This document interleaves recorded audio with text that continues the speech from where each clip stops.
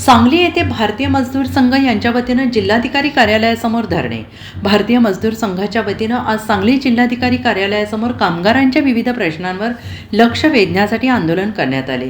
कामगारांच्या प्रश्नांवर चर्चा करण्यासाठी व्यासपीठ असलेली इंडियन लेबर कॉन्फरन्स गेल्या 10 वर्षांपासून बंद असून ती तात्काळ सुरू करावी, तसेच त्रिपक्षीय समित्यांचे गठन करावे अशी प्रमुख मागणी करण्यात आली. याशिवाय देशभरातील सर्व कामगारांना किमान वेतन लागू करून नॅशनल मिनिमम वेज त्वरित जाहीर करावा. EPS 95 अंतर्गत निवृत्त कामगारांना मिळणारी 1,000 रुपयांची पेन्शन वाढवून ती 50,000 रुपये करावी आणि महागाई भत्ता लागू करावा अशी मागणी करण्यात आली. तसेच असंघटित क्षेत्रातील कामगारांसाठी आरोग्य, पेन्शन आणि सामाजिक सुरक्षेसाठी अर्थसंकल्पात विशेष तरतूद करावी अशी ही मागणी आंदोलनकर्त्यांनी केली आहे. सांगली जिल्हाधिकारी कार्यालय येथे भारतीय मजूर संघ यांच्या वतीनं घोषणाबाजी करण्यात आली. तसेच सरकार चले जाओ च्या घोषणा देण्यात आल्या.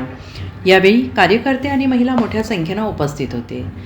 आणि स्वावलंबी भारत अभियानचा अखिल भारतीय प्रभारी भारतीय मजदूर संघाच्या वतीने आज 25 फेब्रुवारी 2026 रोजी देशभर सरकारच्या विरोधामध्ये राष्ट्रीय विरोधी दिन सरकार जगाओ आंदोलन भारतीय मजदूर संघाने आज जाहीर केलेलं आहे. आज देशभर सर्व शक्य तेवढ्या तालुकास्थानी जिल्हाधिकारी कार्यालयावरती धरणा कार्यक्रम, निदर्शने, शोभायात्रा यांनी कामगारांच्या मागण्या मांडण्यात येणार आहेत. यातल्या प्रमुख मागण्या कामगारांच्या अशा आहेत की देशामध्ये सरकारने 4 लेबर कोड लागू केलेले आहेत. ते 4 लेबर कोड ताबडतोब लागू करा अशी आपली किमान मागणी आहे. सरकारने फक्त मंजूर केले नोव्हेंबरमध्ये, अजून आता लागू न झालेले नाही, त्यामुळे ते लागू करा अशी आपली मागणी आहे. सरकारने जाहीर केलेले आहे की सर्व लोकांना किमान वेतन आम्ही देऊ म्हणून नॅशनल मिनिमम वेज कमिटी सरकारने स्थापन केलेली नाही, ती ताबडतोब स्थापन केली पाहिजे. EPF 95 नावाची एक स्कीम आहे. त्या स्कीममधल्या कर्मचाऱ्यांना जास्तीत जास्त 1,000 रुपये पेन्शन मिळती.